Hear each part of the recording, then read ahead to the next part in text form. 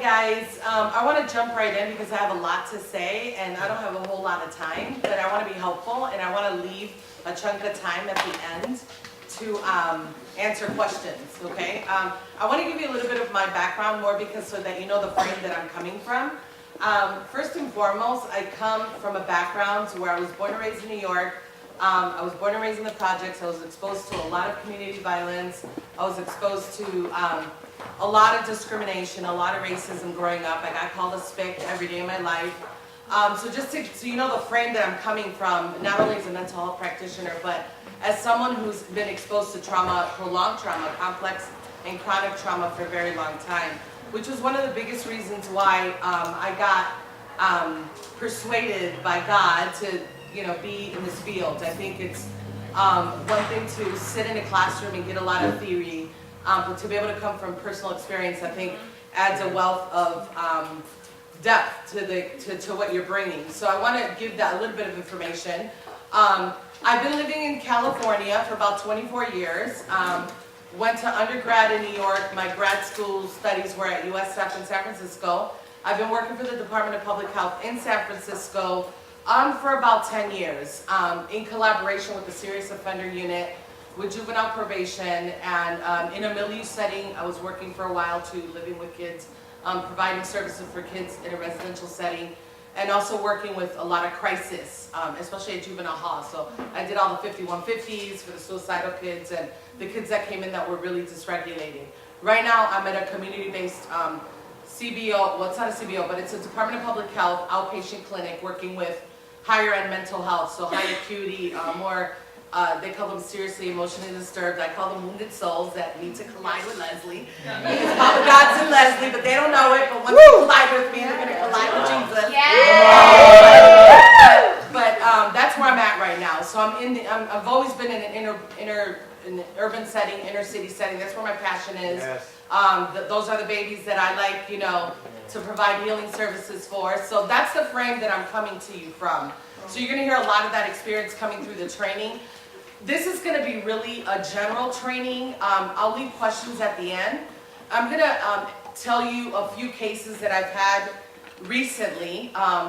They're very complex trauma cases. I'm going to disguise the name and tweak the narrative a little bit because, I need to do that. But I want to at least share with you some of the kids that you're probably going to interact with.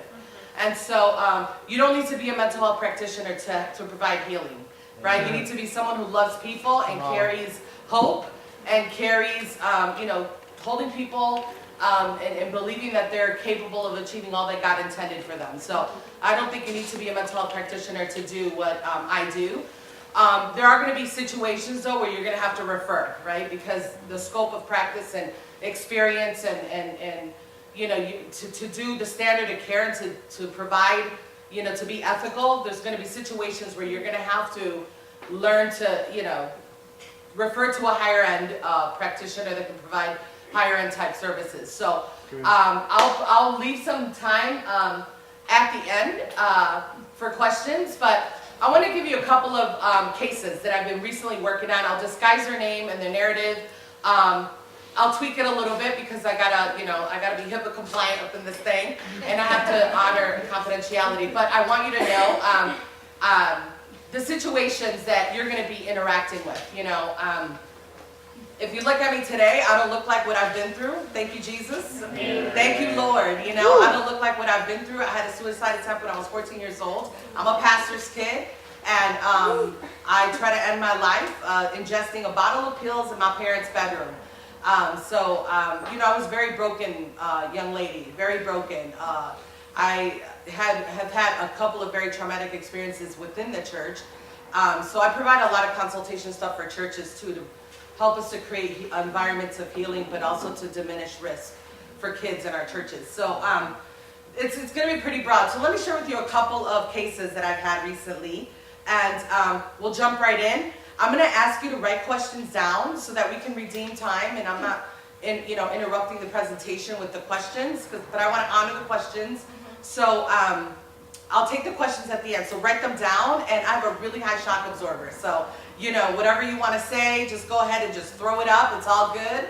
You're safe here, and don't be embarrassed with, regarding any question that you might have. Just write it down and we'll kind of dive into it at the end. If I don't have the answer, I'll refer you to someone who does. I'll get you an answer, okay, if I don't have it.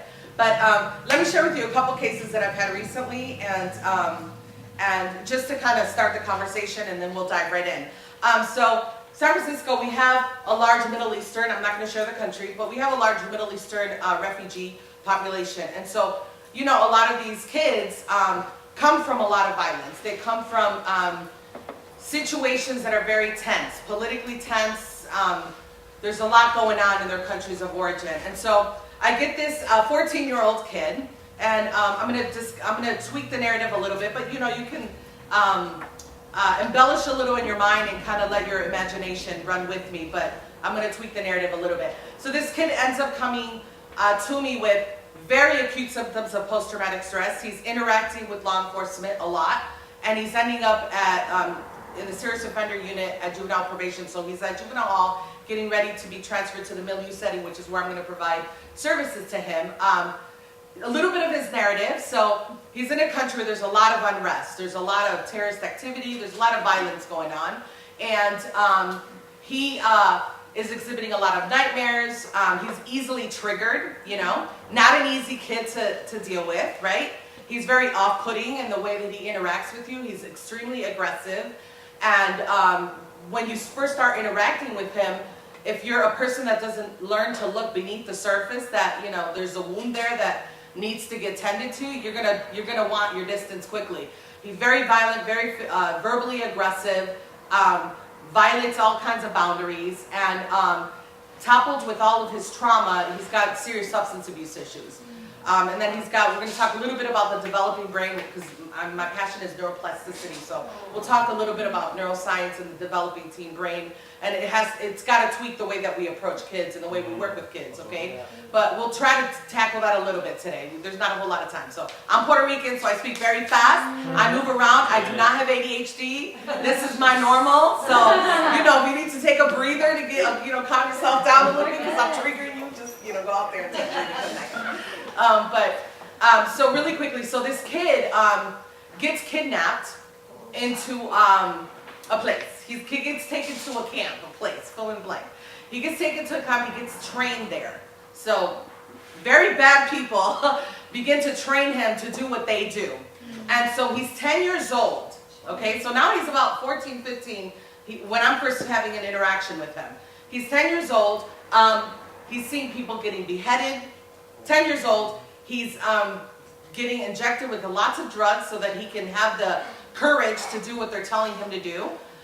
They kill his brother in front of him, and he ends up in this city in treatment because now he's interacting with law enforcement. So he's in my office, right? And he has a particular way that he needs someone to work with him. Okay, so everyone has written him off. So at the point that he's ending up with me, everyone has written him off, so he's expecting me to write him off. So he's going to give me evidence to prove his, self-fulfilling prophecy that nobody likes him, everybody hates him, and everybody's out to get him. Okay, so he comes in and we start doing the treatment together. And so I got to tweak a lot of assumptions that I have going on in my mind. So the first thing that I got to do is I got to check with myself to see what are the assumptions that I'm carrying regarding this kid's experience, regarding his ethnic group, regarding his religious experience, right? What are my assumptions? Because I hear a whole lot at church, I hear a whole lot on the news, I hear a whole lot in the community, but what is God telling me about, can I use God in here? Is that okay? Faith-based, so I can't always talk about God, when I go to some of these presentations. Amen. But I bring God with me so they don't even know they're getting baptized with Jesus as soon as they talk to me. But so the position that I have is connecting with God. What is the approach that I got to use with this kid? Because the part of me that is impatient and has a very low tolerance for disrespect and aggression and violence is getting very triggered, right? The part of me that women should be objectified and called hoes and bees, that part of me is getting very triggered with this kid, right? But what is the part that is saying wisdom has to reign here, and you got to put aside your assumptions to be able to be of service to this kid? So I'm going to park that, and we're going to come back to it later because I'll talk to you a little bit about the work we did together. Another client that I had recently comes from Central America, comes from an indigenous community in Central America. So she speaks a little bit of Spanish and more of an indigenous language. I'm not going to share the language, but she comes, she's about 15 years old and was, had 3 men intrude in her home, invade her home, and raped her. The 3 men raped her. Her brother comes in to find the situation. She's crying. She sees the 3 men. He starts fighting with the 3 men. The 3 men kill him in front of her. So these are the cases. You think this is like unbelievable. This is in another country. No, this is in San Francisco. And it's in your community and it's all over the place, right? And these are the kids that either are forced to interact with me because the system has gotten involved. It's not even including the ones that don't have access, right, to have providers come and provide healing services for them. So I wanted to kind of share with you the frame that I'm working with, because we're in an urban inner city, you know, I think this is what, Oak Park, right? So we're in a community, right, where this is their narrative. It might not be exactly what I just shared, but their narrative is like, I have access to guns, you know, and my position in their life is not to take a political stand against guns. My position is, how can I provide you with a healing service so that you don't inflict harm on yourself and inflict harm on other people, okay? And become all that God intended when He created you. So we're in the middle of that environment, okay? And if that's not where you come from, you might have to work a little bit harder, right? To let go of assumptions. You might have to work a little bit harder, right? To look at your own, you know, your own inclination to make judgment calls and assumptions in your head regarding certain types of individuals and how they look and what experience they come from, okay? You know, I live this. I lived this in my neighborhood growing up. My husband is Dominican. He's a person, his experience is very different than mine. I can get around in certain neighborhoods and be okay, right? My husband has been racially profiled. He's Black Dominican. You know, he's been racially profiled in San Bruno. That's his experience every day. That's what he goes through. He has gotten stopped and had to interact and defend himself. And thank you, Jesus, that my husband tries to, you know, have really good, you know, try to be very respectful to not escalate situations. But we're in the middle. We're in the middle of a lot of unrest in our society. We're in the middle of a lot of really very raw, you know, experiences that are coming to the forefront. And it's going to be really important for you, and I say this to myself because I have to check myself all of the time, to look at your assumptions. Look at your assumptions. I can't even start this training without saying, check in with you first. Check in with you. Check in with what your experience has been, right? If you're a person, this is not a judgment position that I have here. But what I'm saying is, if you're a person that comes from an experience where there isn't a lot of diversity, check with yourself. Check with yourself. Don't make assumptions that it's all good with you.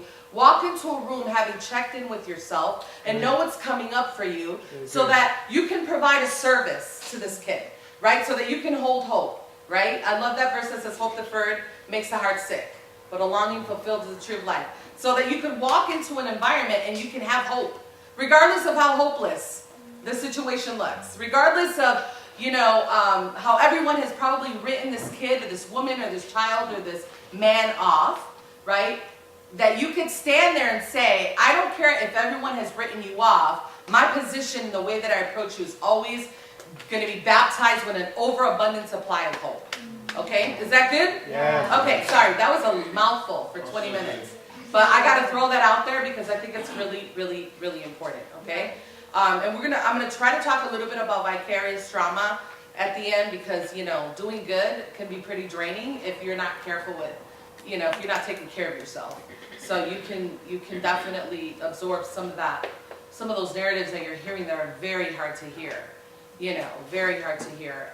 And then if you have your own trauma that you haven't kind of gotten healing for, then I think, you know, just it's important for you to not be the wounded healer, you know, that you're actually walking into a scenario where you've done your own work so that you're not getting traumatized yourself. And then now we need 2 people, you know, serving this diet, one for the provider and one for the kid. So, is that good? Yeah. Okay, Lord, we thank you for this time together. I thank you for what's going to happen as a result of our time together. Lord, we come from all different backgrounds, attorneys, mental health practitioners, amazing, amazing people that want to do good, volunteers, interns. God, I thank you for bringing us all together. I thank you that we can learn from each other. I thank you that I can learn from the one that has never done this work as well as one that's been in the trenches for 50, 25, 30 years. God, I thank you for what's going to emerge as a result of us interacting and meeting each other. God, I thank you for the synergy that happens when we get together and we have one shared vision, and that's to see people whole, to see people well, to bring healing to communities, to bring healing to our neighborhoods, our state, our government, our country, the world, God. Father, I thank you for what you've deposited in every person that is here. I thank you, God, for what they're going to impart in the people that they're going to interact with, Lord. I thank you that there's no coincidences in you. There's divine appointments. And I thank you for the intersection of broken people with mighty warriors that are not going to settle, not gonna rest until they see people well, until they see people whole, Lord. I thank you, dear God. We throw entitlement out the door. We throw preconceived ideas and notions, lofty ideas, imaginations that serve no purpose in doing this work. Lord, we just bind that in Jesus' name, and we release in this room, God, a spirit of freedom. We release a position, a demeanor to learn, a demeanor to ask questions, a desire to be curious, dear God, this desire to discover everything that you have hidden for us for the benefit of those that are broken that we're going to interact with, Lord. And I ask you this in Jesus' name. Amen. Amen. Amen. All right. So, thank you, Jesus. Okay. I'm Pentecostal, so if I'm breaking down, that's okay. They told me this was faith-based, so that I'm going to do what I normally don't do when I go to CBOs, and I got to be really mature and really, really careful, really correct, and just, Okay, this is kind of the ambitious undertaking that I got for today. So, I don't know that we're going to have the time, because I think I have 2.5 hours now. So we're going to define what trauma is. We're going to talk a little bit about the helping profession, responding to trauma and traumatic grief. One of my passions is resiliency factors. What do the kids have already as part of their assets and their internal resources, and how can we pull that out? We look at risk factors because that's important. I want to talk a little bit about teens. Is that the bulk, Rochelle? Where are you? Is that the bulk? Are you here? Is that the bulk of the people you interact with, our teens? Okay, good.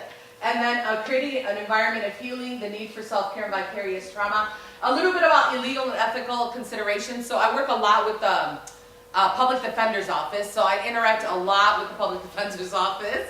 A lot. So, and the chief of probation, those are people that I interact with on a daily basis, because a part of my work is providing a lot of court documents and court reports. So you're going to hear me say survivor a lot, but when I'm doing a court report, I use the word victim. I hate using that word, but I have to use it because they're victims of crimes. And so I'm advocating for them, so I got to use the word victim. But really in my everyday practice and the way that I refer to people, it's always survival. Survivor, they're a survivor, something horrific that has happened to them. But when, you're probably not going to hear the word victim, but if, you need to do, I don't know if you got to do court documents and things like that, we have to use that terminology because we're trying to get services and advocate for the kid. A lot of times we're advocating for treatment in lieu of jail time, So, yeah. Okay, so legal and ethical considerations. I want to throw that in there because you're going to be mandated reporters, and I think that you have another, I don't know if you have a training, Rochelle, on doing like CPS reports and things like that, but I'll touch a little bit on that. If you need me to go more, just, holler at me and give me the look. All right, how do we define trauma? It's going to be a really broad definition, but for purposes of this training, we're going to be focusing in on one definition. By the way, if you give me your email, I'll just email this to you. I wanted to say trees. Yes, I'm from San Francisco and I like trees. Okay, so you can let me know and I'll send it to you, and that way you can just write down like stuff that pops up for you, and I'll just email this to you. No worries. Okay, so defining trauma, a deeply disturbing experience, one that produces distress. The other one is an injury such as a wound. This is more like a medical trauma, but a lot of times medical traumas will produce will be construed as a traumatic event. And we'll talk a little bit about that in a minute. We're going to be focusing more on this one, is the disordered psychic or behavioral state, resulting from severe mental, emotional, or physical injury. Okay, so the predominant diagnosis that I work with is usually dual diagnosis. I work with PTSD and substance abuse for the most part, acute stress disorder if it's happened less than a month, or major depression and anxiety. Those are the biggest ones that I work with. I'm getting really atypical ones. You know, I have a young lady right now that has non-epileptic seizures, and that's her panic. Wow. She has non-epileptic seizures, and so you know, we're getting these weird, interesting, like atypical manifestations. A lot of self-mutilation, a lot of self-harm. Kids especially kids in the inner city of San Francisco, and we're also seeing a trend with MDMA or methamphetamine abuse in San Francisco, which is not something we were very used to. It was mainly opiates, more like cocaine, marijuana, but we're seeing a lot more of the amphetamines right now in San Francisco. Okay, the definition of trauma is fairly broad, and if you see quotes there, I can provide you where I got the quotes. I tried to put it on the slide, but it was a little time-consuming. It includes responses to powerful one-time incidents like accidents, natural disasters, crime, surgeries, death, and other violent events. It also includes responses to chronic or repetitive experiences such as child abuse, neglect, combat, urban violence, battering relationships, and enduring lack. These definitions do not allow us, and I want to focus on this for just a moment. They don't allow us to determine whether an event is traumatic. What do I mean by that? Yeah. Not everybody that experiences trauma exhibits trauma symptoms. Okay? So you can't make this assumption that somebody that went through a traumatic event is automatically going to exhibit trauma symptoms for two reasons. One, they might have amazing resiliency and inner resources, right? Assets that cause them to heal a lot differently than someone else heals. Or another one is they might have a delayed, prolonged reaction to the trauma. That doesn't mean that they're not traumatized. It just means that they're not manifesting the symptoms at that moment. And we'll talk about dissociation and why you see a lot of kids do that to survive. But then if that becomes a coping skill throughout their life, it's not a healthy, adaptive coping skill. So whether a particular event is traumatic is up to the survivor. They provide, however, a guideline, those definitions for understanding a survivor's experience. For purposes of this presentation, I want to focus on, when I talk about trauma, I'm talking about someone who's reacting with acute distress because of a trauma. Okay, so whenever I'm talking about a trauma, I'm going to be focusing on somebody who's actually exhibiting trauma symptoms for this presentation. But again, not everybody you interact with is going to be exhibiting trauma symptoms. So, you know, don't go in there thinking, you should be worse off, you know, you should be like panicking because of what happened, you know. There's multiple reasons why someone might not do that right away after having experienced something. So psychological trauma obviously can produce emotional behavioral manifestations as well as physically impact the body. So somatic complaints, you know, a lot of physical conditions are directly related to your emotional health. They don't have an organic source, but they're directly related to your emotional health. And so we won't go into that too much, but you know, it won't be, I work in a medical setting, so it won't be abnormal for somebody to come in complaining of a lot of serious pain that they're experiencing in their body, and medical providers can't find, you know, what's going on. So a lot of times, not all the times, they are somatic complaints. Our role is to assist in providing an environment of trust where healing can occur. You know, I don't care how many degrees you have, and I'm a really big educational person. You know, I'm working on getting a doctorate. I'm really big on getting equipped to serve. You know, not to have all these accolades, but really to get equipped to serve. But the most important thing that you can bring to the room is you. Not your accolades, not your degrees, not your how many people you rubbed elbows with that have influence. The most important, valuable asset in a healing relationship is you. Nobody else. You have a specific predisposition that God has put on the inside of you that nobody else has. That there are people that are waiting for you to be obedient to be impacted. Because nobody else in their approach is going to work with that kid, right?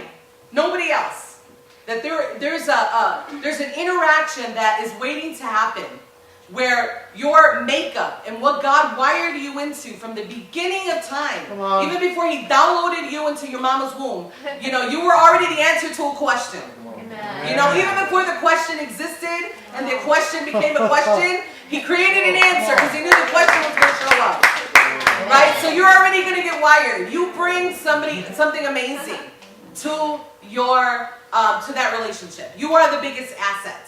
There's nothing else. There's nobody else like you. Woo! You know, you are bad mamma jamma. You are masterpiece material. You know, masterpiece material. And the beauty about our Creator is that He has lots of masterpieces. Yes. And so you bring a masterpiece, beautiful, unique, valuable interaction to the person who's God is allowing you to cross paths with.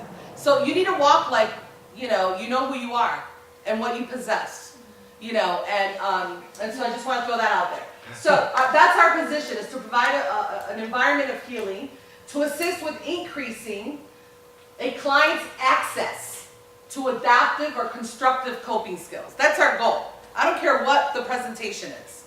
Something's going on, something's broken, something's got to get fixed. And this person maybe hasn't had the access to healthy coping skills. So they go to what they've learned. They go to what they've seen. They go to what's been modeled for them, right? And if they're in a community where, you know, you threaten me and you snitch, you know, snitches end up in ditches, you know, we deal with that every day, you know. And so when you're, you know, if you got to know that these kids, that's what they know. It's easy to be like, oh, how dare you believe that you go kill somebody, you know. But this is what they've been taught, right? And so we want to get them to have access to options that don't involve you hurting yourself or hurting someone else or putting yourself at risk for law enforcement contacts, right? So one of the things that you know, I invite you to ask God to do is to help you to give you some good shock absorbers. You know what I'm saying? That you could sit down and even though you're horrified on the inside, that, you know, you're not showing how horrified you are on the outside, right? Because your position at the beginning is to build trust. You know, and trust me, I hear some narratives that are very hard to hear. You know, gang rapes, like really hard to hear as a female, you know. And I'm pretty like, you know, I'm pretty ghetto fabulous. You know, I could be educated and walk into environments with people that are highly educated, but, you know, my go-to when I'm pushed against the wall is, you know, projects. You know what I'm saying? Like, my go-to is like, I gotta protect myself, right? So when I'm hearing these narratives, I gotta watch my reactions, right? I gotta watch my reactions, I gotta watch, and I wear my heart on my sleeve, so I gotta watch with the way that my nonverbals, you know, because I wanna build trust. But I don't want the kid to stay in that position. So to build their access to adaptive or constructive coping skills and to decrease their maladaptive coping skills, which usually are the ones responsible for increasing stress, okay? Although an event, and I know that I'm kind of hammering this a lot today, but although an event may be construed as traumatizing in your eyes, the way the survivor views the trauma is a subjective experience, okay? You might walk into my house in New York. Well, my parents live in Western New York now. And you might be like, if you're a person who comes from a very, you know, where everybody speaks at a very, you know, inside voice, you know, and you're a person that's, you know, your parents, they don't like a whole lot of loud noises around, and you get a little like, it's off-putting and, you know, it kills the peace in their home, you're going to get traumatized in our house. Because you're going to walk in and you're going to be like, oh my God, you know, you're going to be horrified. You know, you're going to be horrified with the chaos that is in our house. But, you know, we speak, this is the way we speak, it's our normal experience, and so, you know, it's really important that you don't pathologize something that shouldn't be pathologized, simply because your experience was not like that. You know what I'm saying? Yeah. You know, oh, they were screaming, there's a lot of aggression in the house. No, we're just very passionate. You know what I'm saying? And so it's going to be really, and then on the other hand, if you're a person that's really like, azúcar, you know, and you go into an environment where it's like, you know, you might be triggered there. And you might be like pathologizing that quiet existence, you know. And so it works both ways, okay? Two people could undergo the same harmful event, and I want to ask a question here. Two people might undergo the same harmful event, and one might experience psychological trauma while the other person remains seemingly untouched by this experience. Why do you think that is? And don't be scared, just like start throwing up noises, huh? Different makeup. Throwing up answers. Different makeup, okay? Huh? What was that? Like nurture. Okay. Nature, nurture, okay. By the way, I think it's both, but go ahead.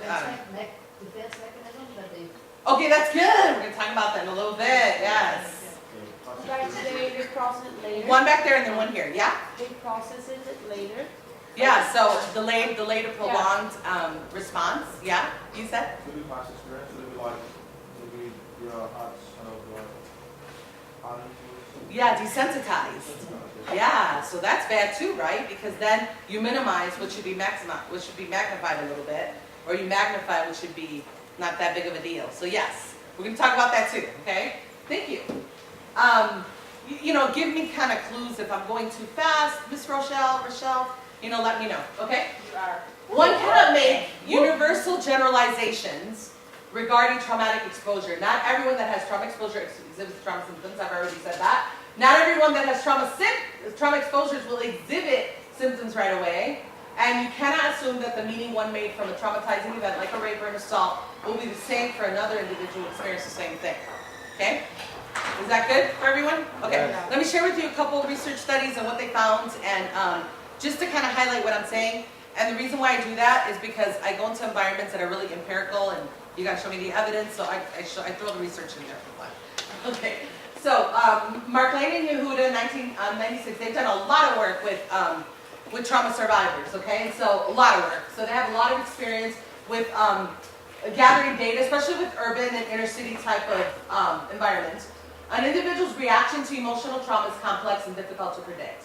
A person's age, past exposure to trauma, social support, culture, family psychiatric history, and general emotional functioning are some of the variables related to individual trauma response, okay? There's many reasons, even in a family. In birth order, you know, the eldest is going to react differently than the baby, right? So I'm a parentified child. You know, some people might say I'm bossy. I just say I delegate well. You know, like, but I was put in that role by my mom and my dad. We had 8 kids, and we're all a year apart. So I raised a lot of kids in my lifetime in the projects, you know. The emotional and physical proximity to actual danger. So Mark Lane and Girolamo study found this, which I found particularly interesting. So not only did they see all of these as important, but these were added ones that they said influence the way somebody is impacted as a result of trauma. So their proximity to the actual danger, degree of perceived personal control, the length of exposure to the trauma, the reaction of others to the trauma, and the source of the trauma, natural disaster. Oh, I have another question. So natural disaster, abuse from parent, abuse from stranger, random personal violence, combat terrorist act also impact an individual's reaction to trauma. Why do you think that someone who was raped by a stranger will react differently than somebody who was sexually assaulted by a family member or a friend or relationship? Broken trust. So raise your hands. Broken trust. Anybody else? Broken trust? Yeah? Yeah, that's, wow. Yeah. Anybody else? Don't be embarrassed, like, speak. It's a random person, and you're always around random people, so it's like, dang, this could happen more easily than a family member. 'Cause you have, how many random people you know? I mean, random people versus. Yeah. Yeah, I got you. Yeah. So, let me share this. Yes. Your family's just leave the family easier? Yeah. Or is it less likely to come out with it? So there's a lot more shame, a lot more, yes. So your answers are all amazing, but let me share this with you. 85% of sexual assault victims are assaulted by someone that they knew. 85. Yes. Most studies are, some are 80. I've seen some that are 70, 75%. I'm going to share this with you. All, 100% of the caseload that I have had Yeah. are someone the victim knew or the survivor knew. All of them. Okay? So, I mean, you know, you run a higher risk if you look at research and the data that's out there, that a lot of times it's a lot more dangerous in a scenario with people that you know versus being outside. Now, assault, that might be a little bit different. The stats I haven't looked up with assault, but with sexual abuse, especially with children, 85% are someone the victim knew. Okay? And I have some child abuse stats for you that at least to put things into perspective. And so, you know, the purpose of what I'm sharing with you is not, I hate doom and gloom, you know, I really do, but I have to be, you know, I have to keep it real. Keep it 100, like my kids say. Keep it 100, right? You gotta keep it 100. So you gotta keep it real, right? Because the purpose is not for you to leave here with the weight of the world on your shoulders, but just, you know, informed, right? Information puts you in a position that helps, you know, assists you with being more helpful. So I gotta be careful with that because sometimes it gets really heavy and hard, and you know, you're like, I don't know if I want to do this anymore. You go back to your church and you're like, oh, I'll pass. I'll clean the restrooms and serve that day. You know, there's nothing wrong with that, by the way. But I'm just saying, this is not easy. It's not easy work. Okay. Some people demonstrate resiliency, responding to trauma in a flexible, creative manner. Following an exposure to a traumatic event, most individuals experience temporary preoccupation and some involuntary intrusive memories. That's really normal, okay? Horowitz, I got another research study, has proposed that in many, the repetitious replaying, I gotta be really careful when I share this with you, but I'm gonna share it nonetheless. The repetitious replaying of the painful memories actually functions to modify the emotional response to the trauma, resulting in a gradual increase in tolerance for the traumatic content. Like, I gotta be really careful here because I usually see the opposite, right? I don't see kids that are like, you know, they've experienced a short period of trauma symptoms and then they bounce back. But actually the majority of people fall into this category. So I just want you to know that, like, it's kind of hard we filter things because of our experience every day, but actually most people bounce back. A lot of people do, right? We experience the ones that are exhibiting the acute symptoms, and that's what we see every day. So we tend to think everybody who's had, trust me, if everyone who's experienced rape is exhibiting 3 months or 4 months later acute symptoms of PTSD, it would be a lot more noticeable in our places of employment, because rape happens a lot more than you and I can. I mean, I had a client not long ago that was given a drug and woke up, you know, having been sexually assaulted. It happens a lot, especially with teens and the raves and a lot of like the underground parties. There's a lot of drugs that are, you know, that are being put in drinks and stuff. Can you write the question down? Yeah. Yeah, but please write it down because I want to honor your question. Okay, so replaying painful memories. With time, most people actually heal by integration and acceptance of the traumatic experience through this repetition. So they become desensitized, but in a good way. There's bad desensitization and good desensitization, and we'we'll talk a little bit about that. In contrast, which is what most of us see, there are some people, and I love the way the researcher, Coca McFarlane kind of framed this. Others experience the trauma as a negative central defining moment, marking the start of ingrained emotional distress and maladaptive coping. And so there's 3 symptom categories for post-traumatic stress. There's hyperarousal, there's avoidance, and there's re-experiencing. So there's a bunch of symptoms in each of those categories, but to fulfill diagnostic criteria for PTSD, you gotta have fulfilled having symptoms in all 3 of these categories. But you might have people that don't have full-blown diagnosis of PTSD that have symptoms in some of these categories, okay? And they still need services nonetheless. In these individuals, the traumatic memory does not become accepted as part of their past. Instead, each replay of the memory only increases sensitization and distress. So that's what we normally see, right? You know how you know you've been healed? you could talk about it and not feel the sting. I mean, that's a really big, this is for people who are not dissociating and for people who process the trauma, who had symptoms, and now can actually use their narrative to help others heal, right? So I gotta be really careful with this one because, you know, there's also a lot of research, a lot of data that retelling the narrative is actually re-traumatizing. So what I do in my practice is I provide a lot of containment before I have them tell the trauma narrative. You know, and this is hard because I'm doing a lot of times an intake, you know, and so I have to triage, and if it's not a patient that's going to be my patient at the clinic, then I got to kind of put just enough information. But because I'm doing assessment, and assessment is not an intervention, I got to really help to have good boundaries so they're not overexposing themselves to telling the narrative when they're not ready.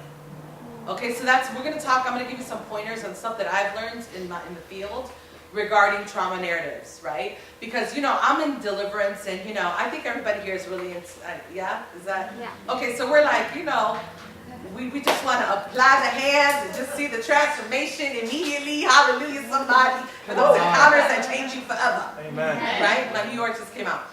So, but you know what? Sometimes healing comes with the process. Yeah. And sometimes healing comes not immediate. And just because, and that healing is not less valuable than a healing that happens immediately. Yeah. Word somebody, you know? It's just, it's not like an inferior one, you know? And I think that's really important, you know? Some people take a while, and you just gotta walk the journey with them and be patient. And trust God, you know, we're not God. You know, we're God encounters, we're walking around, you know, releasing God encounters, but, you know, ultimately it's Holy Spirit coming inside of someone and mending the things that are really broken, and, you know, bringing order to the things that are chaotic in their psyche, you know? So this is really, I gotta be really careful when I say this. So, okay, so, just a few stats, 8% of the population. I actually say this is questionable because I think it's a little higher than this.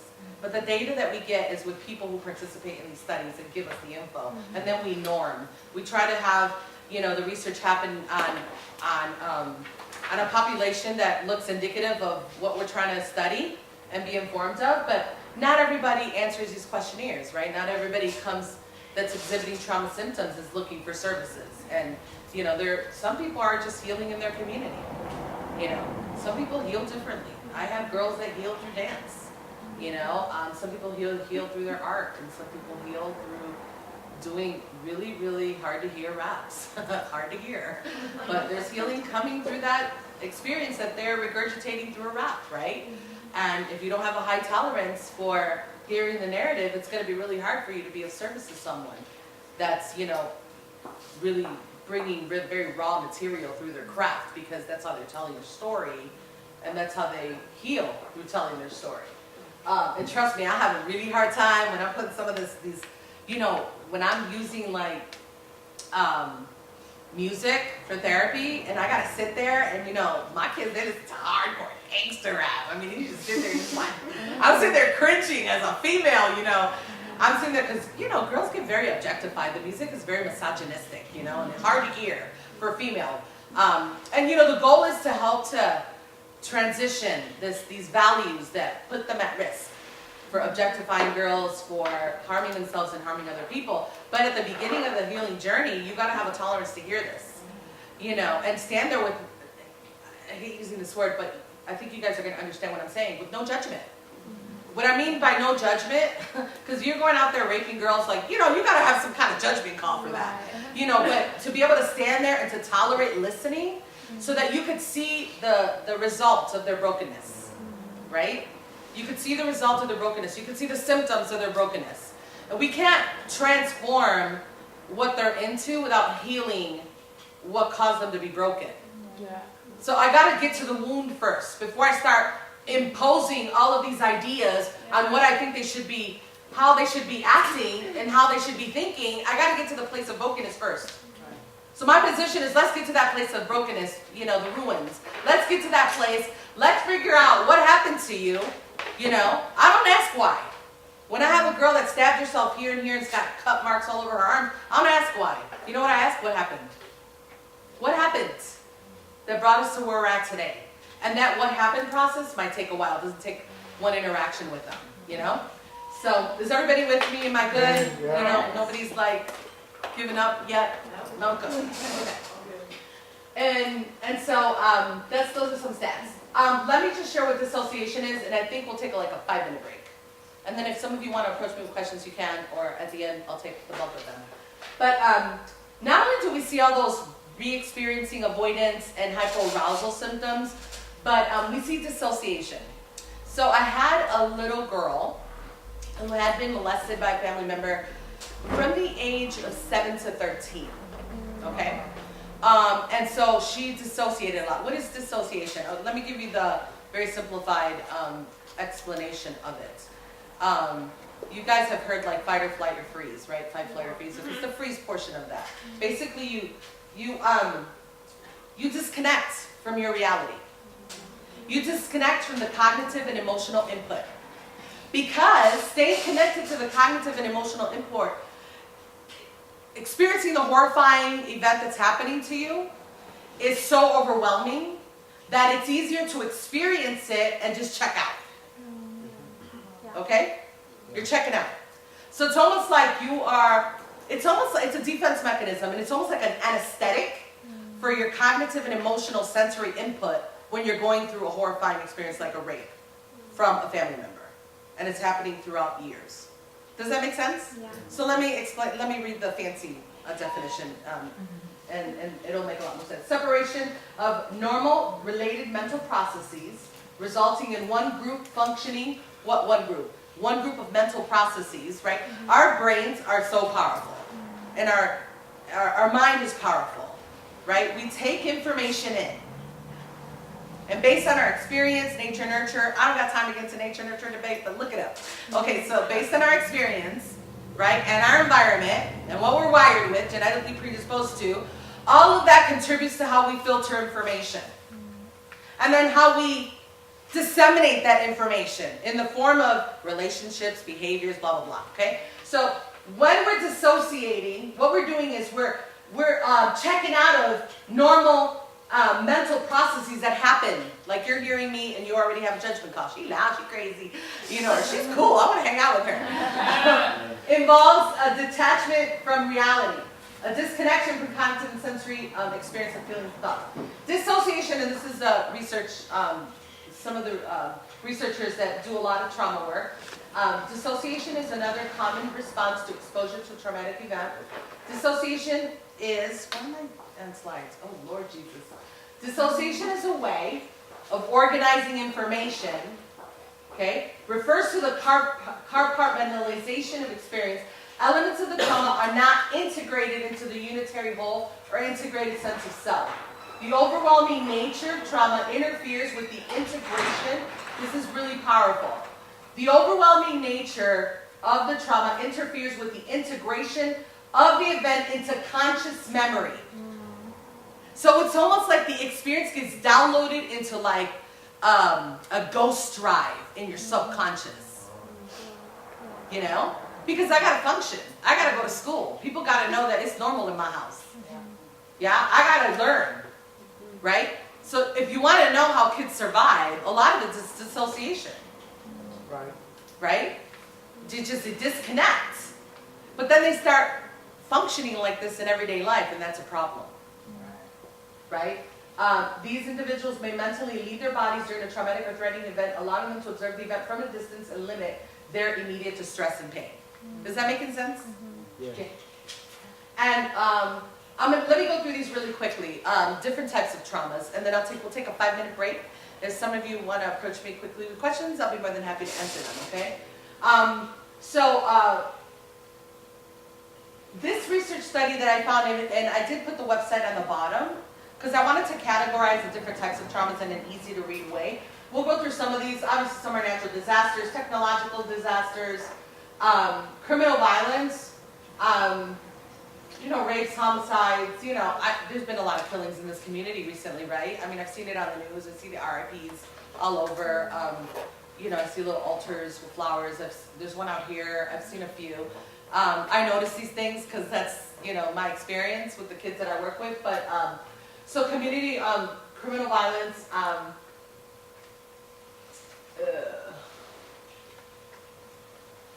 we'll go through some of these really quickly. Most people who seek mental health treatment for trauma have been victims of violently inflicted wounds dealt by a person. I'm just gonna skip over this because some of this is obvious, self-explanatory.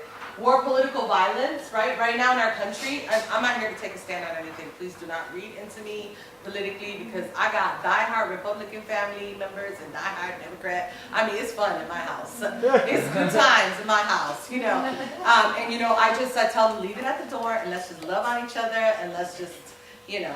But then, you know, we got to deal with serious things. My nephew's African American, Puerto Rican, and you know, just last week, he's NBA bound kid. He's got dreams of playing the NBA. And NBA, he's very, very, you know, loves, wants to stay clean, doesn't want to do drugs. He's really a great kid. If you look at him, he looks very urban. You know, he's got the somewhat saggy pants. I'd be lifting him up, and I'm like, they can only sag so far. And I don't want to see butt crack up in your thing. You know, you gotta, you know, but you look at him, and he looks very urban, right? And so last week, going into this, this thing in New York called the Haunted Catacombs, he wanted to go, it's like a fright house, and he got stopped. And he was traumatized. You know, he got stopped, and there was no reason to stop him, but he got stopped. And the cops kept pushing him to produce the drugs, you know? So that's his experience. So if you want to sit here and say that, you know, I've been in religious, spiritual circles where, in certain neighborhoods where that's just like, you know, that doesn't exist today, you know? And it's like, you know, I'm going to need for you to pull your head out of by the sand, because I know we're, you know, walk with a couple, you know, people of color in certain neighborhoods, and you're going to get a quick awakening.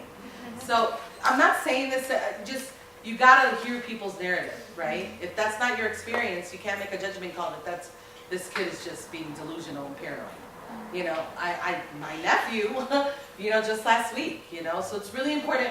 I threw in there discrimination and racism because I feel like if we don't like talk about it with our kids, especially kids of color, it's a disservice. And if you're not a person of color, you can still talk about it. You don't have to be a person of color. Just listen to their narrative. Ask them questions. You know, sometimes I don't know. You know, I got kids from the Middle East. I only know so much about Islam, you know. I don't know a whole lot. I've been researching it and learning more because I want to know their experience, right? But, you know, there's a lot of judgment calls that you can make when you walk into a space and not listen to narratives of discrimination and racism. So I threw that in trauma because it is traumatizing. Very dehumanizing. When I got called a spick every day, it was dehumanizing and I had no power. So I could not fight back. Let me tell you how it was. My mom spells my name Yvette with an I because that's how Latinos spell their E. Yvette. It's Yvette, you know? And I had so much shame growing up that literally I would tell people my name was spelled with a Y. I mean, just get an idea of when I started like developing my true sense of self and just embracing who I was and, you know, who my parents raised me to be. You know, I remember saying one of my biggest like encounters with myself was saying I refuse to continue spelling the name to accommodate someone who doesn't understand that that's how we pronounce it. Yeah. You get what I'm saying? And so I had to come to terms with kind of doing my own work, right? And being proud of who I was. And understanding that not everybody who makes an ignorant comment is racist either. Because, you know, I was approaching things in a militant way. And like, not everybody who was making comments like that, they were just ignorant, you know, and that wasn't their experience. And I had to inform them and awaken them, right? So I put discrimination and racism because that is a real, like, hard experience. Criminal violence, rape, domestic violence. I worked at La Casa de las Madres in San Francisco, to an emergency shelter for DV survivors. And they would come in with their babies, and I worked there for a year and a half. It was my first practicum in school. And so, you know, that I had exposures to that. Can I just share one experience that I had that was crazy and I took a break? That, like, I had to really, I took 3 days off because I had to recover. So I was at the shelter and there was a gal there and she had some, you know, she had some challenges and they had a custody agreement, but she didn't return the little girl back to the parent, and the other parent was a mess as well. So I had to take this little girl from the shelter to child abduction in San Francisco. Okay, she's a little Latina girl, right? And I don't have kids, but I want kids, right? So she's cute, the cutest little girl, like she should have been my child, right? I was like, let me just bring you to my bosoms and just cure you, you know? So y'all need to edit that. But I was like, you know, she came and she starts grabbing my dress and she begged me to take her home with me, right? And her mom is having a little like panic. I'm like, girl, you need to pull it together because this is not about you right now. So I'm gonna need you to go have your panic in that room over there. Because this girl does not need to see this. I know you're upset. She doesn't need to see you're upset. So I literally like grabbed the lady. I'm like, you need to be quiet right now. Be quiet. Put her in a room. And you know, she's a DV survivor. So I had to, this is crisis. Crisis is not being cute. Crisis is like, you got to contain the situation. Good. It's not like process. Let's process. You don't process during crisis. You get things done during crisis. You provide containment, containment, containment. That's all that matters with a crisis. You know, you want to kill yourself, you got a plan. We're not going to over-process here. You got a plan, you got a noose in the room you want to hang in, so you're going to get 5150, you know, until you're stable, and then we can process why you were trying to hurt yourself. So when there's a crisis situation, you got to deal with the crisis first. And then you come back and you process, okay? So, you know, my heart is like ripped. Because, you know, I was living alone at the time. I wasn't married at the time. You know, this girl did okay with me. And I was very willing. Very willing, you know. And so I had to, like, give her a security blanket, process with her, took her in the van. We took her to child abduction. Then the dad shows up. Okay, and I'm thinking it's going to be a nice, smooth transition. Give her to the dad. He has custody. She starts freaking out when he shows up. And I'm like, something is not right up in here, you know? So I'm like, sir, would you please have a seat? You know, this is like tatted up, you know, like OG gangster, you know? He's like OG. I knew he was OG because I know what OGs look like. But he was, he had the gangster, the tats, so I knew the gang he was from.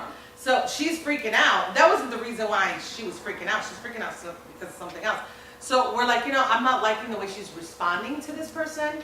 So we're going to, sir, you know, have a seat. We had to take her to the back. Call Child Protective Services. There's an open case against him.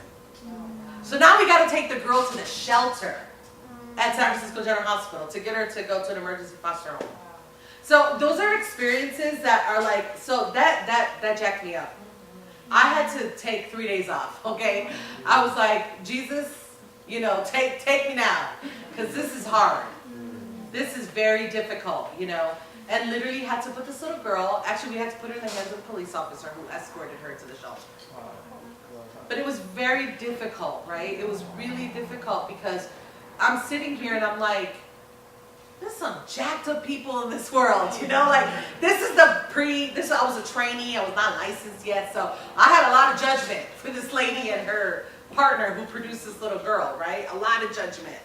You know, I was very angry, I was very rageful, and I was very pissed off that here this beautiful little girl is now, you know, traumatized because she's got 2 wounded parents. You know, so it was very difficult. So we're going to be talking a little bit toward the end, if we have time, about vicarious trauma, taking care of yourself. I think we should take a little break, and then we'll come back and I'll resume. If you have any questions, feel free to approach. Thank you. 5 minutes.